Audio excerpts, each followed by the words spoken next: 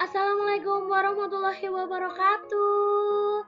Berjumpa lagi dengan Bu Wida, guru kelas 5 SDN Pakis 5 Surabaya. Pada video kali ini kita akan belajar bersama tentang materi kelas 5 tema 1, subtema 3, muatan pelajaran PPKN tentang pengambilan keputusan.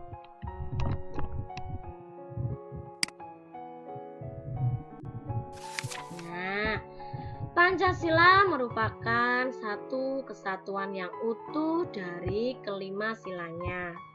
Sila ke-1 menjiwai sila kedua. Sila ke-1 juga menjiwai sila ketiga. Sila ke-1 juga menjiwai sila keempat dan juga menjiwai sila kelima. Sila kedua menjiwai sila ke-1, ketiga, keempat, dan kelima, dan begitu seterusnya. Mereka saling terkait, saling menjiwai satu sama lain, saling mempengaruhi satu sama lain. Kelima sila tidak bisa dilepas satu dengan yang lainnya.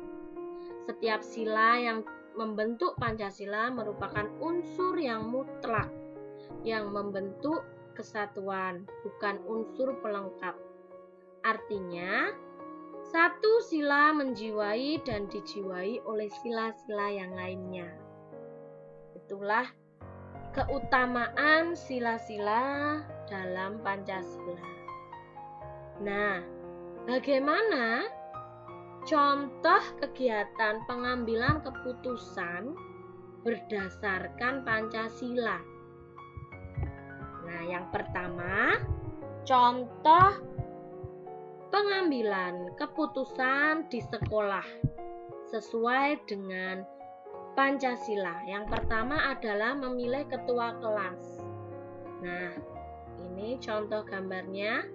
Memilih ketua kelas dilaksanakan secara musyawarah, menjiwai sila keempat. Selain itu dilaksanakan dengan jujur, berarti juga menjiwai sila pertama karena berhubungan kepada Tuhan. Nah, itulah makna dari masing-masing sila yang saling menjiwai, saling terkait, tidak bisa dipisahkan.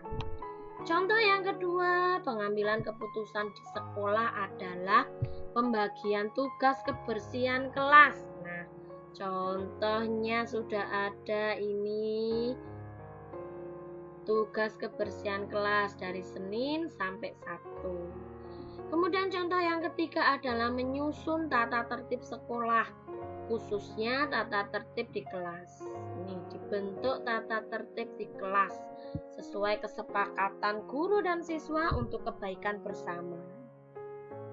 Itu termasuk contoh kegiatan pengambilan keputusan di sekolah. Selain itu, contoh keempat adalah menyelesaikan masalah atau kesulitan yang menimpa siswa dengan cara musyawarah antara guru, siswa, dan orang tua.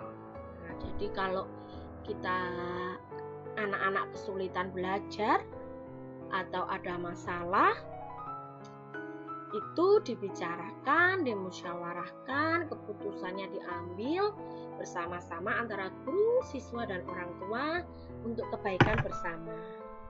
Nah, tadi sudah contoh pengambilan keputusan di sekolah. Nah, sekarang pengambilan keputusan di rumah. Di rumah kita hidup bersama keluarga, ada orang tua, ada saudara lain, paman, bibi misalnya. Nah, di rumah pun juga sering kita mengambil keputusan dalam keluarga. Tentunya didasari oleh nilai-nilai Pancasila. Contoh pengambilan keputusan di rumah. Yang pertama, pembagian tugas di rumah. Ini dibuat tabel. Misalnya, ayah bekerja mencari nafkah dan mengantar adik ke sekolah. Ibu tugasnya apa? Menyiapkan sarapan, mencuci pakaian, membersihkan rumah dan memasak. Terus si adik, si Beni, ngapain Beninya? Menyiram tanaman, menyiapkan peralatan sekolah. Itu dibicarakan, dimusyawarahkan pembagian tugas di rumah. Contoh yang kedua, pembagian kerja bakti bersama keluarga.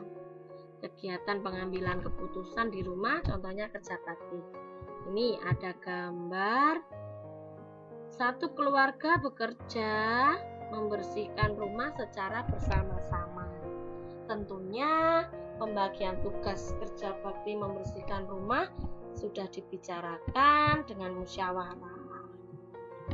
Yang ketiga, contohnya adalah mengerjakan tugas masing-masing setiap anggota keluarga. Nah, tadi tugasnya sudah dibagi. Nah, setiap anggota keluarga bekerja sesuai tugasnya masing-masing.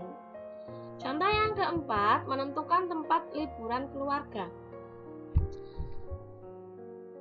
Dalam mengambil keputusan untuk berlibur, itu pasti dibicarakan antara seluruh anggota keluarga. Ini contoh gambar sedang musyawarah menentukan tempat lokasi liburan. Yang ketiga adalah contoh kegiatan pengambilan keputusan di masyarakat. Yang pertama, tentang kerja bakti lingkungan. Nah, ini gambarnya. Kapan kerja baktinya? Siapa yang membawa alat-alat kerja baktinya? Dengan tujuan ngapain? Itu dibicarakan dengan musyawarah sehingga keputusan yang diambil demi kebaikan bersama.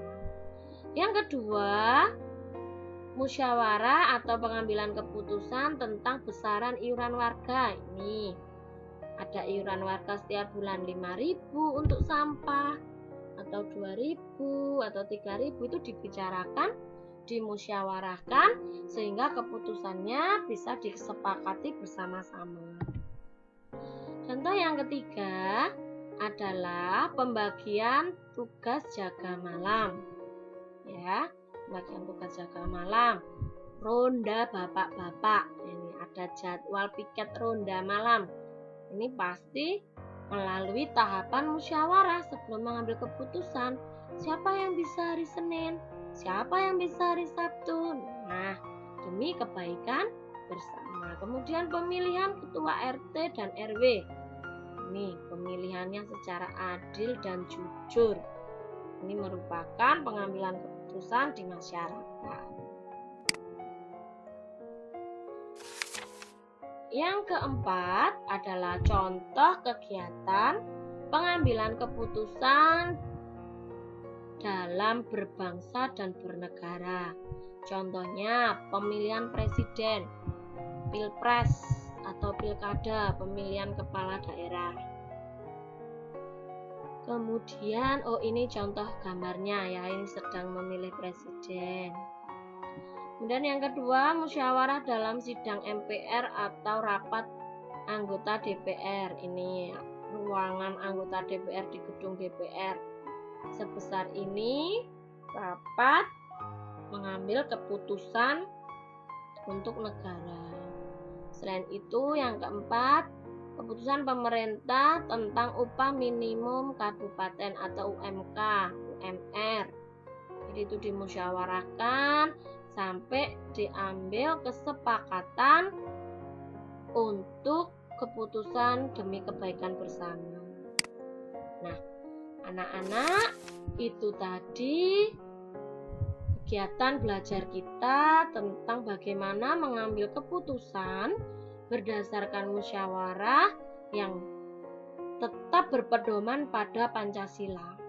Intinya ketika kita sedang dihadapkan pada persoalan, kita harus menyelesaikannya dengan musyawarah. Nah, keputusan yang diambil dalam musyawarah tentunya untuk kebaikan bersama. Dan hasilnya wajib dilaksanakan oleh semua peserta musyawarah. Ya, baik anak-anak, untuk materi belajar dalam video ini cukup itu saja. Untuk anak-anak yang ingin membuka link modul elektronik atau buku elektronik materi ini, linknya Bu Ida cantumkan di deskripsi, silahkan kalian akses. Anak-anak tetap jujur, tetap bertanggung jawab, tetap melaksanakan semua kegiatan kalian berdasarkan Pancasila. Kalau kita sudah sesuai dengan Pancasila, insya Allah hidup kita akan teratur, aman, dan damai. Damai untuk kita dan damai untuk semua orang. Ya, untuk diri sendiri dan untuk orang lain. Terima kasih anak-anak. Semoga ilmu yang kita pelajari dengan belajar bersama tadi dapat bermanfaat untuk kita di kemudian hari nanti. Terima kasih. Assalamualaikum warahmatullahi wabarakatuh.